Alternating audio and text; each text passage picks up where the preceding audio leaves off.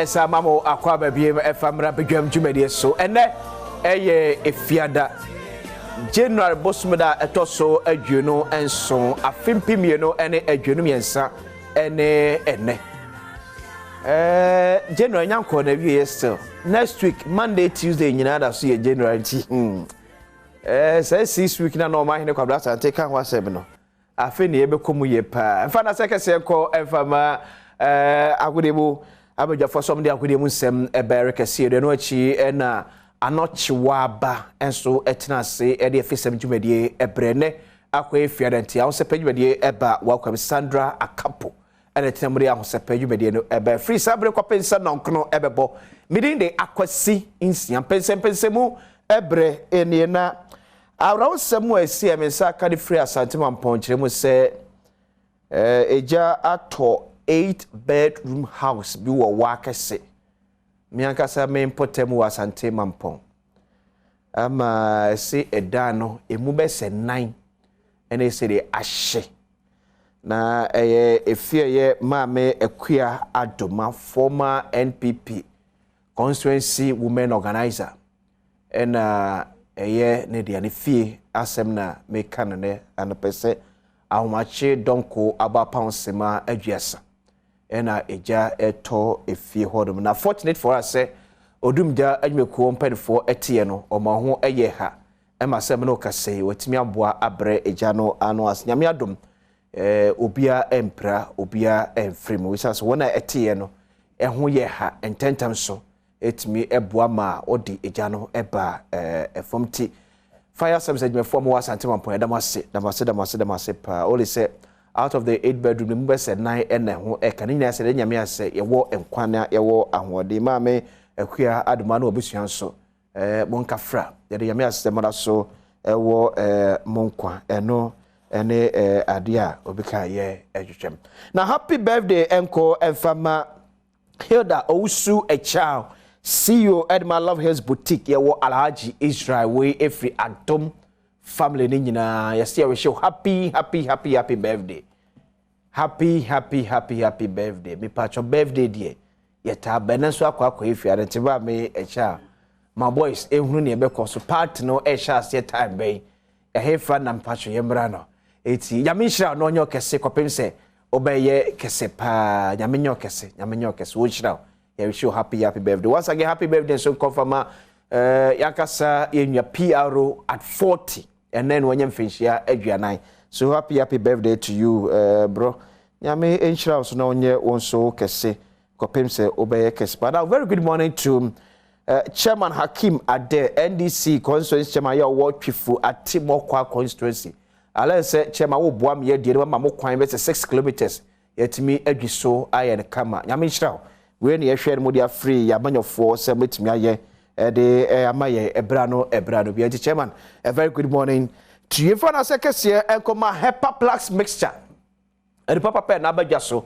ya obia enum bie eboa se na meya enti di yade mesi malaria de da bia meka ho ase malaria enye ade papa mentno mane ndokro ni padwema ne sew ni padwam kofa asem emfa emro edura ebetimi aboa eye Hepaplax mixture eye papa wonu manche no nya hode agira na so na akware gana ba bi etu bia no okwa onsa ebeka bi ato uwie ni sare pacho wa perform papa e de kura wa per fridge papa e de siw dem air condition papa air condition ya enko blow e ma no ko fa asem enfamro Franco Trading Enterprise na benya nyina e de efri etimi so wa opa bia de sise wo dem ayo kama bia de Franco Trading Enterprise makache e na mekanfo e de amahwamo e won kran ena kumasi chuo na asenye fita asenye kama wonum entos nyin carbon efefro mu a eye kel charcoal toothpaste ena ye yusu enka tin maka abidie na de gubori tresom ena twi yesi ena ye de aye toothpaste ena de etwi yesi saa to bia ode kel charcoal toothpaste etwi ne se bia hu zampa a manum atoso ye pa supermarket be bia ton ena ma bako bia asko aso pe kel charcoal toothpaste esa se no ene papa betimi aboa woyem medical catcher da bia se oko hospital doctor science ye gitum se wonu mato omoja aswate ohia mojadura eye city blood tonic ena mekanfo edi amasai be ko na so asene ema ye de Badwam Mpensenpensemu dwumadie bro free sabre kopem se nonkono good morning to you Boadu baby ya obi a me chia one anopeso ho ye de ye be ko so edi enkomosam but quick one abejafo tenase asama ye di enkomo asem bi ha adwen yeah I think say or say Ghana ye nyina ye tenase as oman na ye dwen ho eye Mahunu report be a free America and pennyfo nchen about Ghana and some other countries. But me zero in on Ghana because an enemy maya a former US ambassador to Ghana and a Casas was say America for Tanasia was say Ghana for say umani pattern visa so famra America emu 3 pe and a returning 3 Ghana for 10 year mo visa so mo famra America abroach memu no emu 3 pe and a so mo returning to Ghana and they are expressing worry especially a student visas na mo gege no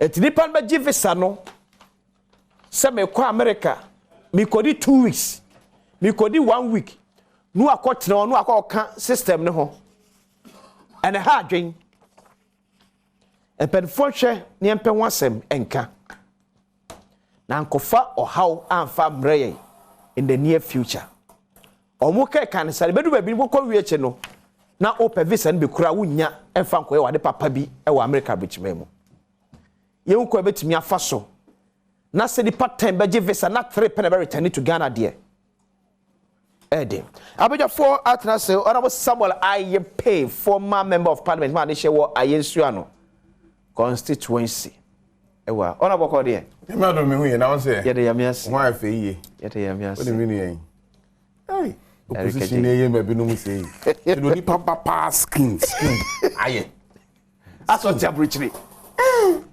Eric Iddrisu, you are Deputy Regional Communications Officer at the NDC. About your crew. Eric Iddrisu, what an effort. The same guy now and a pam. Not tare, ni skin, ni timi. Unsa so ni pe dia. Okay. Ade ba kwa obi tumi dia hu ni timi. Oh, okay. But an eye fresh. Say grey cra, na shining. Okay. When it no a young man, grey ni nyambe we ba black na shine pa. Eric Iddrisu. Good lip. Her lips. Oh say with lips no na eye koko. Oh no man sound. I on man say because say o sabing na no. No what you say ye no man say. Oh obi on no man say. Okay. Now say na no fi asepora. Okay. Sign of good health. Okay, ye dey say odi aduane pa. Odidi. Onum super vegetables, draws one. Onya drink papa no. Onum super papa. Also you have death stretching. You don't say now no if you say or down, now no down. Oh yeah. Eric Iddrisu. Eja Adom ne experience. Yeah, yami Adom. Me chia honorable Ayepe. Yami gu so hwe. Bible say ade nyina mu ye mfa sidam na wiade. Nti say de nyame ayemi a oka no. Okay. Adom bi. Yeah, the nyame Adom. Because you then so okọ sehwiju aboso a. Okay. Me mama Mary ni kunu ya friend owura kwadwo mensa. Ene ne na otweda nti ene ekoso sehwiju aboso town park. Dodo na friend ejumura. Okay. Nti yema abisua ni nyina ya akọ. Omo ye me papa prekope bibi nti na mentimi anko nti me mama baby omo obi am omo nyina ya akọ ne hyede. Matis. Omo da se ejoso. Honorable. Yeah. We shall say the incomo minority racial for ne at the but I'm say about a week or two ni. Meditating same be write-ups be about you. Say oh your campaign against the vice president. Now I'm for saying the encouraging, but the kind of campaign which is religious based, ethnic based, don't feel say a hard dream because they don't expect say a former member of parliament. I mean, yeah, no. Where they? I mean, yeah. Oh, the boy you kafa. Vice President has 7 hours. Enye ono meba. Enye ono ne ko chief imam fee. Meba kwesi meba. Stop the hypocrisy. Unye cry mo. Alhaji ba eye. Ora mpacho sasa na no cry. Yes, was send message bia ma abayo bi. Ma me di kan chi a watifu. Okay. Na me chi a yinsu anofo. Me chi a excellency na na do dan kwakufu ado. Okay. Na me chi a the next to lead. Afa. Ebefa. Ani o ya. Ura. Okay. Alan ko do chira mate. Oh, okay.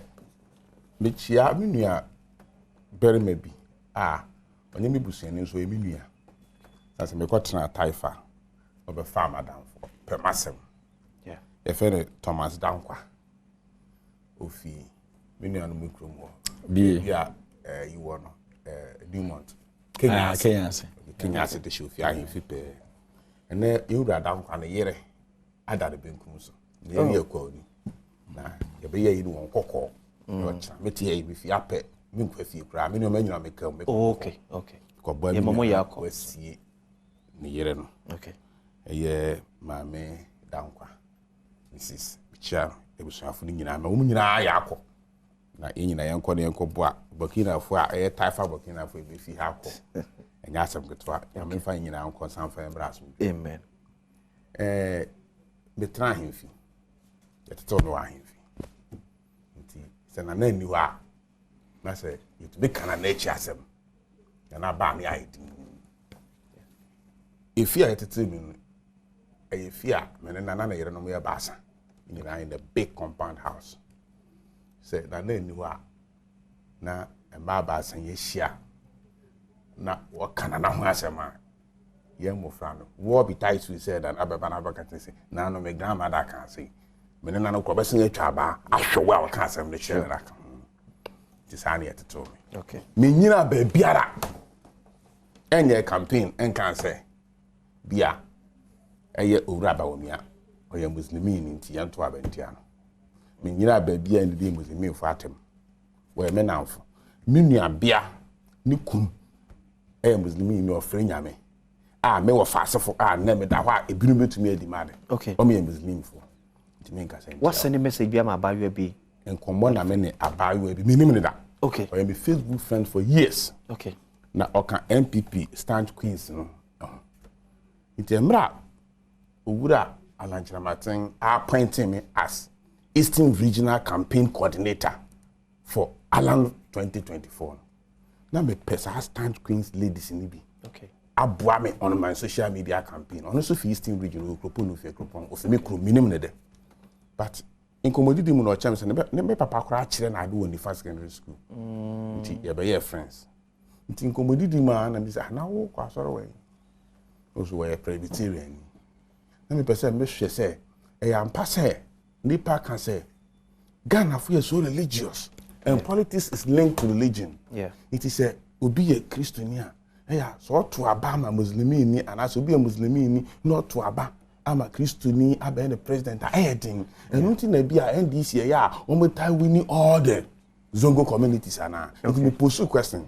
And you want a Muslim to be your leader and not serving. Na make a change.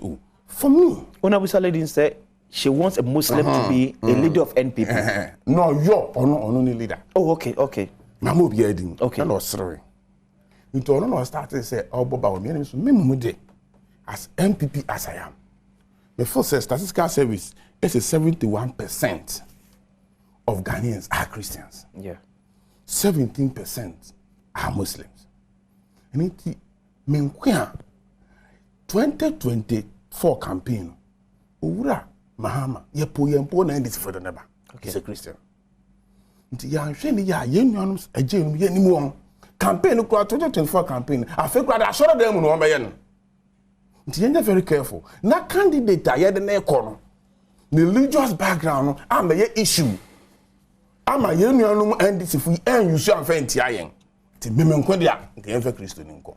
Mamo piedi, mamo alandin, mamo kene Japan din, mamo bawomia din. But not me statistically as Christians versus Muslims. Eti upo one poll 2024 campaign see a two candidates with different religious background and religion will be an issue. Obviously, for you, dear, you are drawing the attention of the lady to the fact, say Christian Muslim thing will play a major role in the 2024 elections. If 71% of our population are Christians, exactly. Now, I likely say NDC at the a Christian ability do a then your party should have a rethink about who leads. A screenshot now, they can say, let us be careful. Because sorry, be every yellow card. You can have a red card. I said it. I am say private discussions are many every year. Now, picking on the two, the world who social media. And I'm off for some, you're twisting in all angles. Na nipa bi kura kasa che say maka say tia Muslim fun tama me issue disclaimer be catch me say asema me kan ni ba man kasa tia Muslim na we inti me mo me de me ni MPP fun be tie me a bo ayen because at the end of the day no meaning papa we me no betumi aye. Okay, Kwasi Eric J asema obusa me nua honorable Adom bone why den nye ba omi na oka kire o se ono usu ayen wo no ye calculation na commented this Timothy nye ono a mo ye calculations atam ne yawo no omonye omonum dwa no na ye nka economy masa amanfo obrewe is it not the same ba omi a na oni owura mahama ko share program ase e wo chief imam fie na okoka kire owura mahama se oye ne ho te so oye kremoni na open kremosum na on convert na omre bi 31st night no na ne massive organa asori bia na asa John asabi asawa. What are you talking about? Sorry, my can't sign. So there may person opo bia me ba senior me ba what can I do ya for oh me ba o dey me ba opo bia or yes how religious politics I want na chamber womia dey no ba na ye uni na in 2016 ba womia be ka kire Ghana for say the Bible call presidency yemfa Quran kan ho now then at this time yemfa shina yenko. They should stop that politics. Or religious obia. What we are telling them today, he said, it is not about Bible or Quran. Yet the economy amount. Time I know economics no, Quran. Okay. Look at the economy today. What my economy nejija. Eric Communications Officer. What are they talking about? Senior, munya somewhere you know fa. Eric, my starting from fruit say yes, as you fear, oh yeah. With the setup is near 3, my Fabaco. Debbie, or don't have a man, Abefa. Hey, I think we are more better. I just account the wild topic, remember. I don't know, man, I'm going to turn on your program. When I bet you, I'll be discussing. Eric, we are then with Rebecca. If Rebecca. Yeah, if you party, no. Dientia. Party Mpensenpensemu you say, I was here 7 years. A day. Almost you say, a day. Na, Adom says, because in some room how I said we buy 3 days in Obeko baby and one at the whole day system now and I no pa me buy kwamna santinti out here makubi so real kwasi twim sade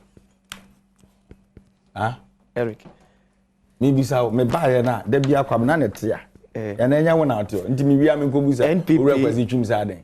NDC. The issue is simple. NDC as a party, you will kwanya ye faso ye ejuma. Okay. You will juma di the which is the impending elections. Okay.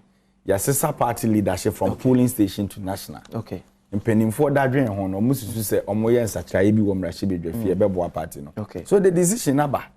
Assembly decision bi aba nya obi na ebe ye ne the outright. Okay. And you know it's a political decision within. Sure. Enti ade becho beti say minian me watermale si there bi enti ase aso asefo se enti ase atufo sin krumfo so ebo brass band kwame agoja krumfo so congratulate no the same party.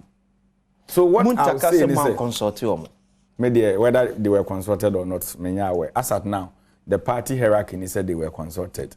Some of the members of parliament and so they were not consulted. I may not be in the good position to know whether there was or not.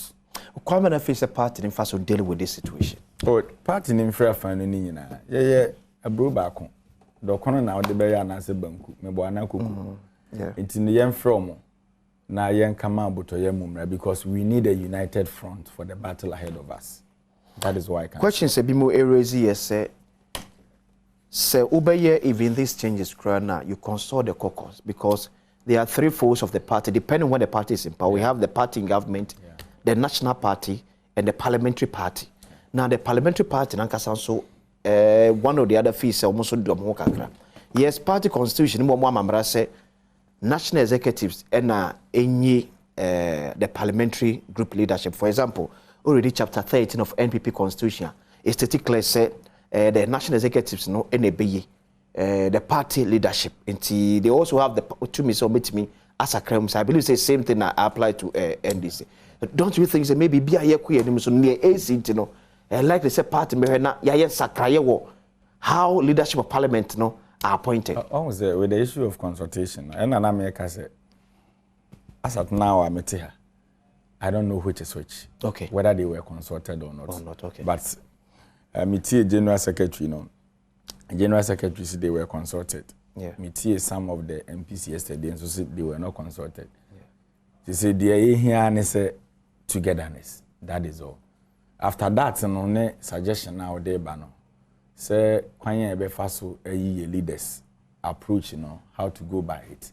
But the issue they also here to say and say your party no wa ben mu a do ye kind for. Man penny or tia kunya so. Sure. Party no opposition and do ye kind for national chairman who is the leader of the party. Yeah. So this decision making by na ankasa no the party leadership. Okay. And I'm making a decision. What am I saying? No cry no I mean party leadership na hwamo. Who is the leader of the party? That's a national chairman. Okay, let a statement normal by normal saying the leadership of the party. Because me share part I refer say the party leadership. And because we have the National Executive Committee, Functional Executive, they have Council of Elders. These three in the Kambum na party leadership na say a fake ananek. Party leadership and say no.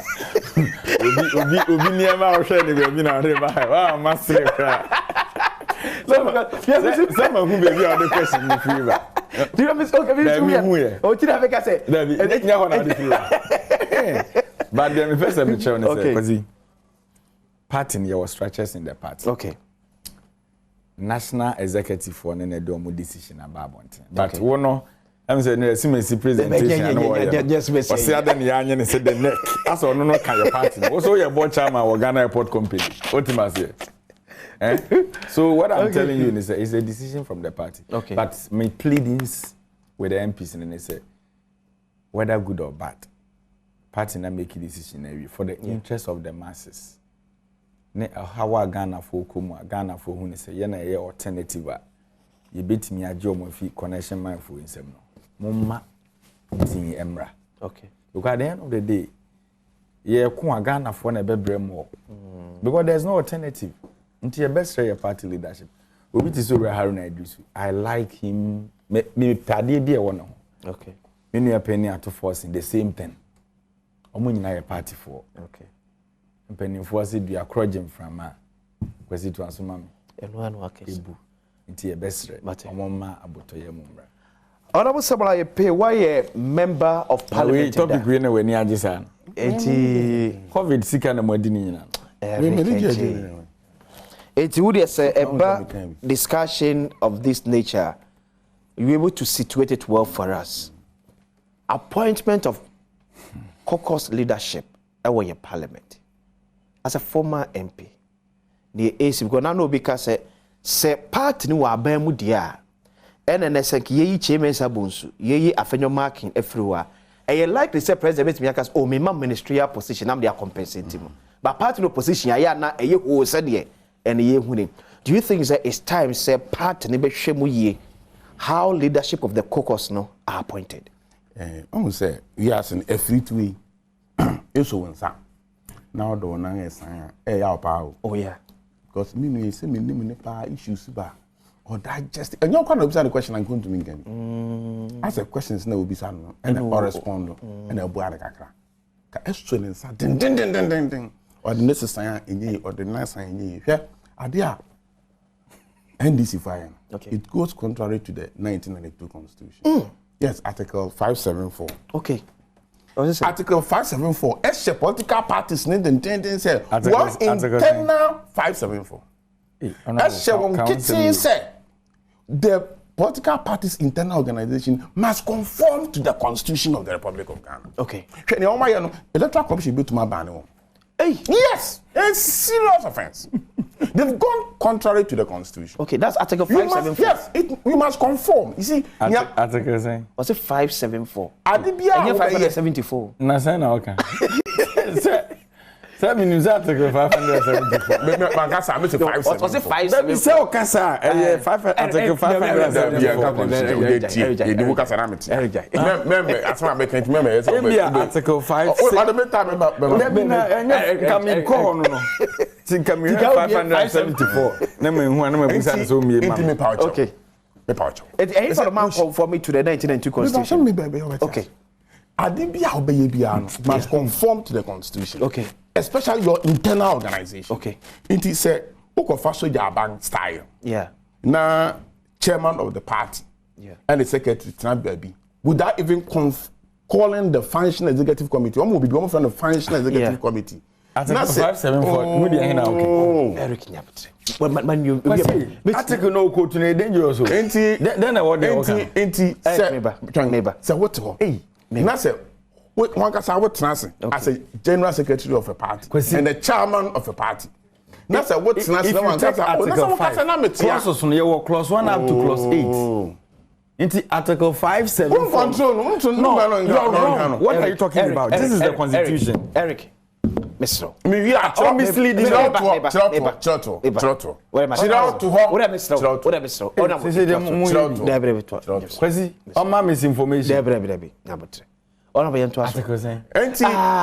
It must conform to. Okay. The 1992 Constitution. It is often. What can in the Constitution also conform? You should read it. Read. Yeah, educate you. Also, and I will make sure say this is Article 5. Where is the 574? Honorable, Yentuaso.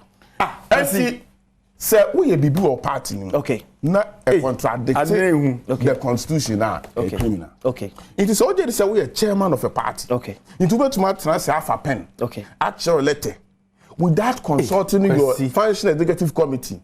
Without consulting the parliamentary party, your parliamentary party, anyway, the national party. Where what you presume say ANC. ANC. Oh, and I say Muntaka Mubarak. Those will be uncle. But general secretary say it's here. General secretary says here Muntaka through challenge to the general secretary say. So on said the back some man say on the Kasa because not national organizer. Joseph Yamiwa or say.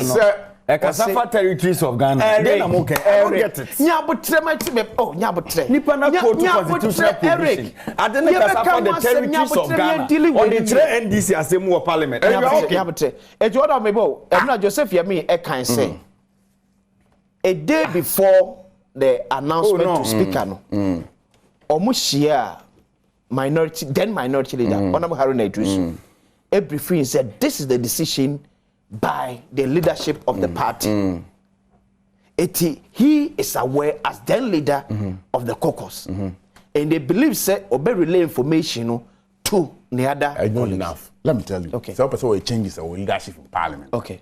You will be a friend of functional executive committee. Okay. What the committee will do is will be share.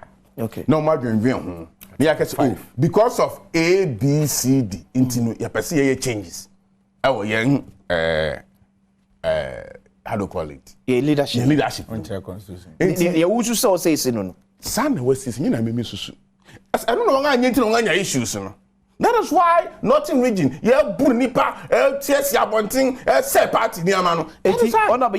What does NDC Constitution say about appointment, making changes to leadership of the parliamentary group? I don't know where Mr. They say because of me, can say any question. It means that only that's say the first say or one consult does it make no money illegal. Okay. So we are appointing leadership. Yeah. At least I know the functional executive committee this year. Normal agree, so you have to change this and that. It's some say leaders in the Wababeli did the parliamentary party. Who are members of the functional executive committee? You see, as chairman, general secretary, and other executive members. Only one more. other executive members. Because they are the national executive members. And I feel say me church am from na one person make us. What here for be there no one. There be honorable T. Tina o can say party no according to the national organizer and the then minority leader Honorable Haruna Iddrisu a day before the official announcement to speaker he was informed because on representing the parliamentary group. But Nyaya can say this is not enough. They are going to lead a team. They are going to lead a parliamentary party. One said more than 60 MPs out of the 137 about whatever issue statement. Okay. And Nyaya can say, and Cameron will take his decision at the French Executive Committee, which they did not. I was saying leadership, the party leadership, and be Caucus. No Caucus is near your passy. You will be committee of parliamentary selection committee. Yeah. And we crown a selection committee, involved. Selection committee of parliament. How? Woman, I want to report to parliament. The speaker will read one advocate. The speaker will read the letter to the parliament. The parliament now. When has parliament been part of appointment of caucus leadership? The parliament, other than that, you cannot be leader in parliament. Other than that, you cannot be a leader in parliament. When has parliament been part of appointment of leadership? Maybe call parliament in appointment, leadership. Selection committee. Oh, I mean, come on, yes, you can't afford better than the Ghana for the name one. Party, no, at the list, okay. Yeah, the address letter to speaker. Speaker review or make a referral to the selection committee. Okay. Selection committee ni be share. Now all the report aba extra positions are obia kita in the report. Yes. Na ya debate report no. Na ya atom and normally the voice vote because answer sa report no be ba no. Now both sides and a party no outside parliament no. Enyina go in agreement. It me call parliament me who say to selection committee report to share abada. Because a voice vote ni atom. Intina Kletos avoka catch we say it doesn't hold water until said speaker be ready letter no. Normally say just ordinary amendment okay. And time cost selection committee. Okay. Speaker review now changes is accepted. No be any objection it ends it. But say fresh ayaba parliament. Ayaba be leaders Speaker the leadership list no. Okay. But selection committee. Okay. The selection committee no had the report about parliament. Near table report no, near debate report no, near the report na to na confirm. But say reshuffle normally speaker be ready say selection committee report na je to mo na no. Party NDC another letter about say my changes. No no obi betumi asore from within the minority group. I can say objective. Yes. Yeah. It's in a what's proper consultation, especially with the parliamentary party, and come yes, any persist. And my one team because you are pencil. It's in the outside this for the same. I was sank one parliamentary party in Asia. Okay. No, what can say, leaders or no. Even at the point in time, 2009, on the 6th January 2009, you share President Kufuor, Saturday President Kufuor move out by Jubilee House fresh. You share, you are to by raise of hands. And you honorable say chairman suppose as a minority leader. Okay. So, it's a process a party be our share. Okay. Of as you know. No, to me, so that say soldier for bang. So, what sorry say, and no, yanko. Okay. Now, with the letter about letter no go the ban, letter about the time of parliament war recess. It is speaker no clear letter no. He has not gotten the opportunity to read the letter to the house. And my house is not be adopted by the house. As a president, Bible to coin. No actual letter abri speaker. Speaker be read the letter no. Na ye jatum ni nyina jatum say president to coordinate change of vice president. And now vice president want to the speaker and now speaker no want the chief justice. It must be read in parliament. Okay. It says Ghana ni be sorry not a minority leader. I was here redo a parliament. Now 275 representatives now. Ghana fu nyina hu sampa changes. That's how it is done. It's in your NDC fu ayo etiabra. Na me dey anka we emfa me ho. Oh, sir, we need now just give me 2 minutes. 1 minute. Sir, you don't talk on this. Now, what I say, and Mumma and Camum, na Ghana full bread, na ye magic Ghana. Ye young for Ghana, Mamukrano, just parliamentary shuffle. Okay. na mo be manage okay, just parliamentary reshuffle mo dey prokwa back Kwasi on say na mo be person mo kwa akoye dey mo be manage economy Ghana for the alternative is very scary we want to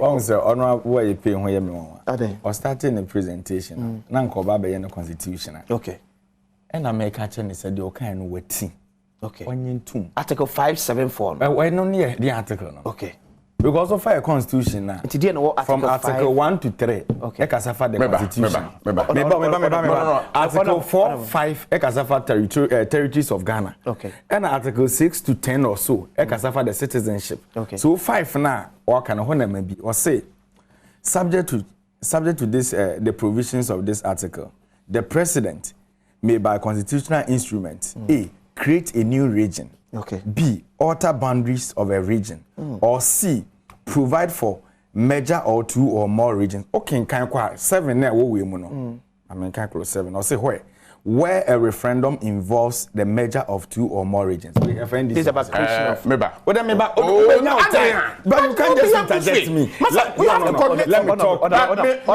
me talk you Eric withdraw you also withdraw Eric. Then I've read the article take the constitution and go through look for your article 475 look for it so what I am telling you is that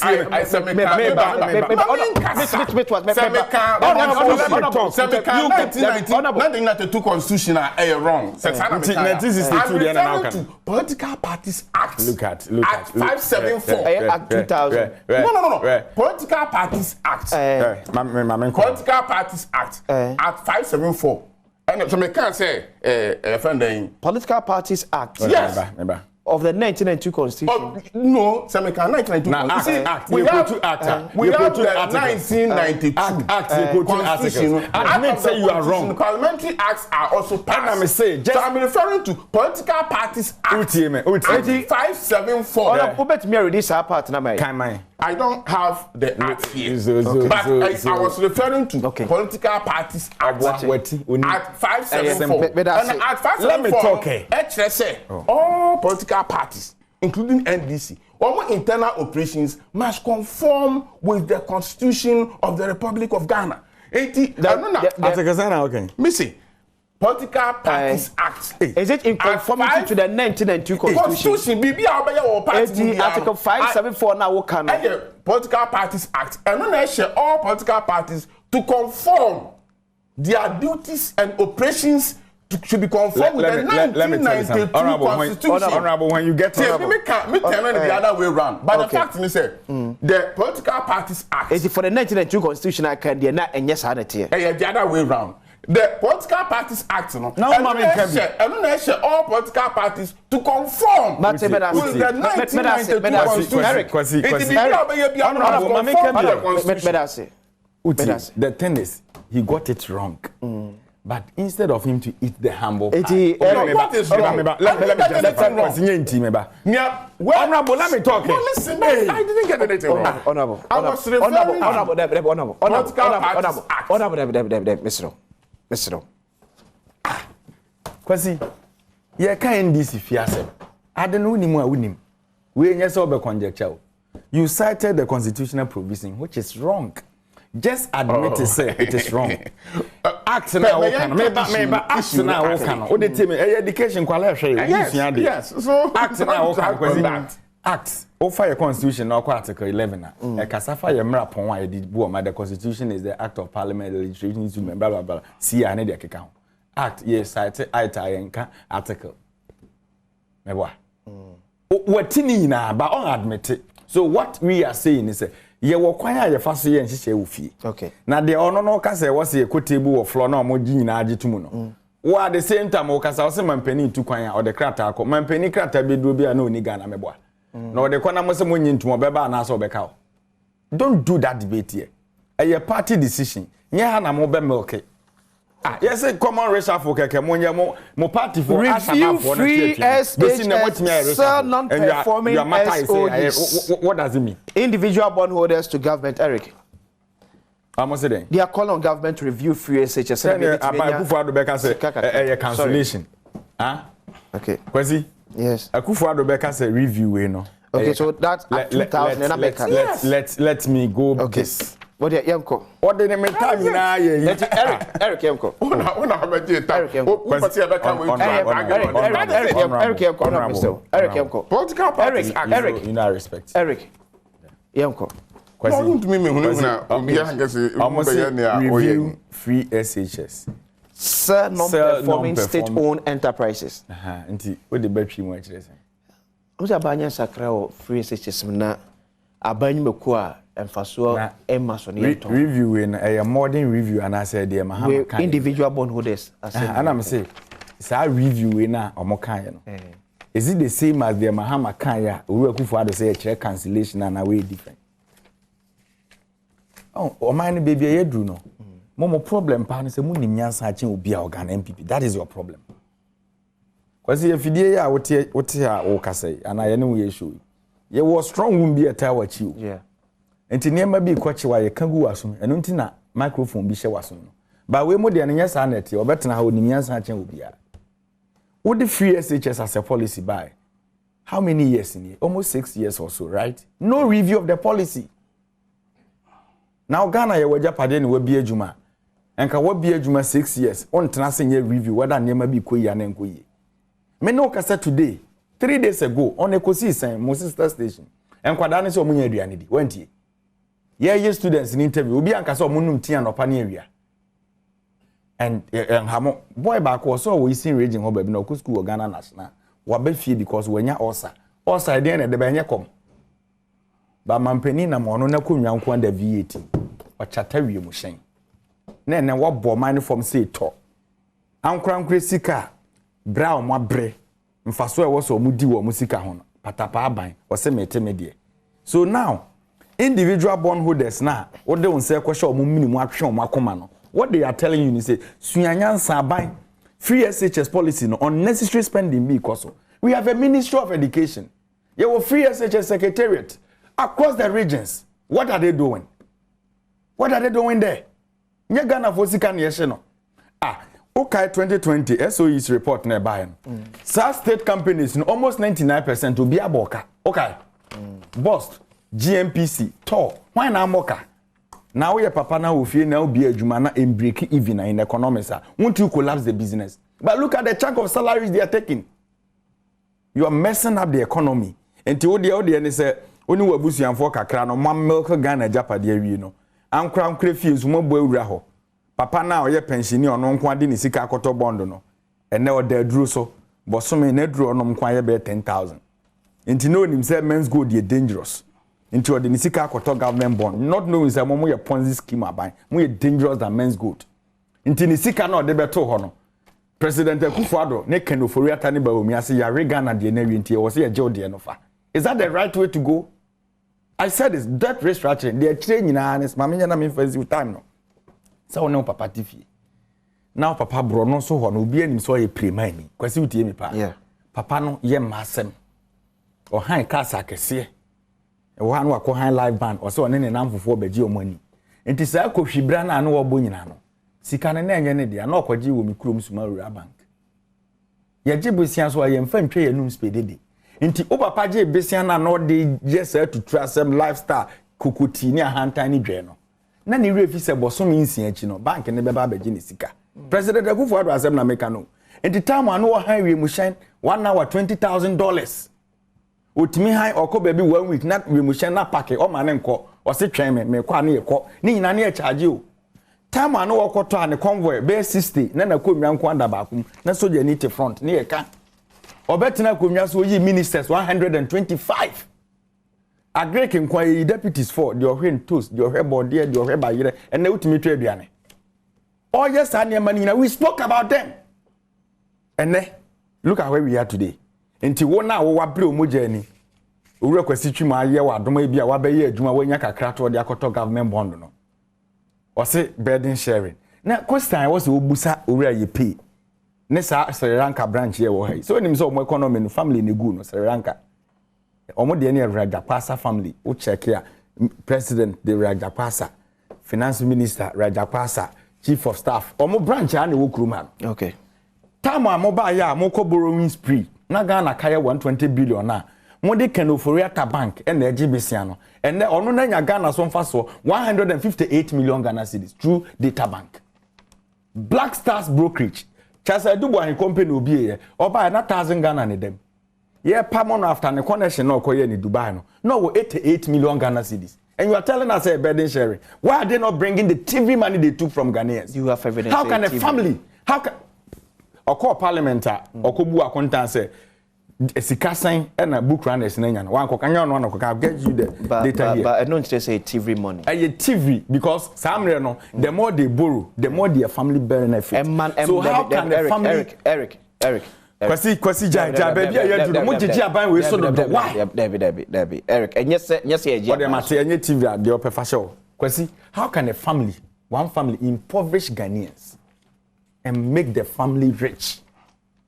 Okay, aden abusuya ba ku di here on my moon na I would December no. Okay, so individual bondholders whatever they are saying is true. President Akufo-Addo ti omu yie pa. Now better konwa so mfiensi. But I say Eric Obra papa bia ya di kotua sa bondholders ni sika dache. You've not created any sinking fund. Obi ba ya Akufo pencil $750 million no. We created a sinking fund. Yeah, kwana ya 250 million. But I say and what the latest one aba? Akwasisi ya good morning. Are you aware said they are targeting heritage fund? Ye ko yi de dem no. Akwasisi ya good morning. Corrupt government. At the time we are experiencing unprecedented hardship, corruption and insecurity that Ghanaians are looking forward to. This is when NDC seems to fuel all the challenges we are going through as a country, bringing up decisions that will not help to bring peace in the country. Okay. Musa Batonedwe Ebai. Akwasi, tell Honorable Samuel Ayipe, what does he want to talk about? A year to 2016 elections, NPP sacked their national chairman, general secretary, and vice chairperson. What happened? NPP and hypocrisy. Olives, Adom, Esonedwe, Ebai. The current happenings surrounding in the minority caucus in parliament indicate that the Esiedun Kete and Fifi-Kwete-led administration in the turmoil, which appears to have no end in sight, and very sad as to how NDC, which has to be a better opposition party, has now become, all because of satisfying John Dramani Mahama. Yauza. We all know that the debt exchange program would significantly reduce the burden of interest payment on the Ghanaian government and fix the economy situation. So I urge all bondholders and Ghanaians to have patience and participate. Etonam vasti. And so anyway, by honorable individual bondholders and almost say who case our court. Okay. Now I say me that no who are some kind to know before. Okay. Individual bondholders are buying and one matrans. We the other what Tony that and Eric are buying and one ekasa. Okay. And now baby kura yedu a chiri pa. Ah, a buying and is our individual bondholders. I get discussions baby you be independence bre. Yeah. Now what kasana e better say bia NDC campaign team message. And I will lead the bondholders no. Opesa afede what the bear was some can. Why now bondholders no create I elect one as one point to say divunim na kan was some one. Why na say asem. Okay. Obi anim say adia NDC chimpa Ghana and in the West Nile manage to minimum so about power the first one can say free messages. The first trauma. Enti near bondholders to say omoba no me no. E trona. Oh. Near wutu so no that's what can say here. Since here you can say that's enti near what can that's a one so IMF abeshia Ghana ya kwa ahochiri mu IMF so oboayen no mo chese mo debt portfolio na mo debt stock e was roro nti mo mpe kwa bi ambafa so my debt stock no abafem and the yen won nyina atras analysis the analysis ni ehun say posi ayenya say your bond say your loans ni ade you to make friend any pay boy embosi ano it to make for some yen na yen debt to GDP to me be 55% don't to me am 3 billion and no the next say you with space you be tua ama omo hia no omo kan the pay say free senior high school a pro-poor program into one person ya dey ansabeka The IMF said it. Even when it is sinking. When it is until much baby, yeah, ahohan beba. Say we amanfo akwadwo mu sika kaso mo empna be den. Enti na voluntary. Yeah, show be have amount to be have. Enamika say, and the bankers at bond holding system. What are you talking about? Bond exchange program no. Honorable Samuel Ayepe. Nobody will be have amount to be voluntary. Enti ni aye can voluntary. Voluntary. It is not voluntary. You can trade your bond. Trade your bond. Who bet me decide say who trade your bond. The only thing they say message from a bank. Message from a bank. Trade your bond. Say who trade your bond. Honorable Samuel Ayepe. Yani amount for omuso enye the same message. And enye voluntary. Message from a bank did not give me voluntary option. And the bank and they decide to say see there are aspects which aspects woman Obaka Chelsea. Bibia, Sadi say Ufima, who decided say won yet now. Me bank answer the message say me decide say lose of your capital. You just lose a portion of your interest. Government he wants to meet 80% threshold. Honorable. Government he say he wants to meet 80% threshold. 80% no. Pension fund free mu. Satam na individual bondholders in count. Pension fund free ma buy who say tokro aba beto hodom no. E no kofa individual bondholders ebe shemu because omo ama me shemu that 80% na epedi enja because already pension fund that justifies meba me see me message me nya from a bank and who message me bank actually me say how the and that message you know it's not about how the system works. You have joined the debate. It is because amount for tie amount for HS so enso nim say near ye can the finance minister so nim say enye voluntary near amount for person what want it they all can enye no enye voluntary you will not sit here and let it go no because enye no correct you can decide to pick the way you are standing the finance minister himself no say domestic debt exchange you know all no yeah top bond no and you're voluntary it is not say you're voluntary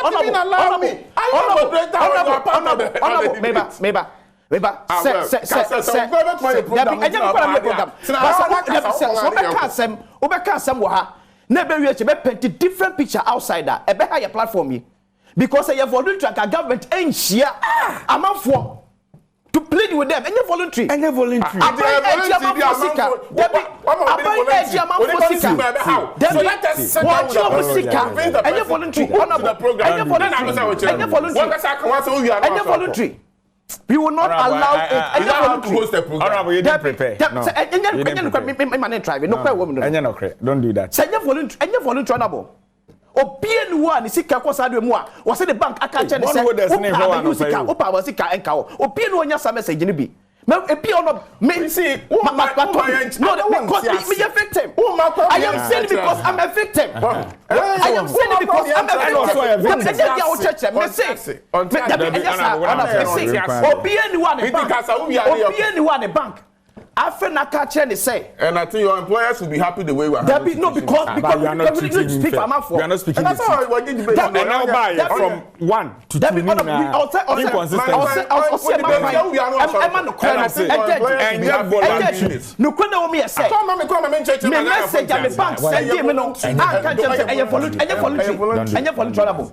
this propaganda will not try I'm sorry that is propaganda this propaganda will not try I'm sorry we will not allow it to try. My second time na menko. This time round, but I say say ya ever see. Nyame advance Monday. O man here kwabra sante. And ebedi ehia. E obegem dum dey so. Meeting the akwasi insia. Honorable unto bond, what bond ni? Unto bond ni. But I say to akamo.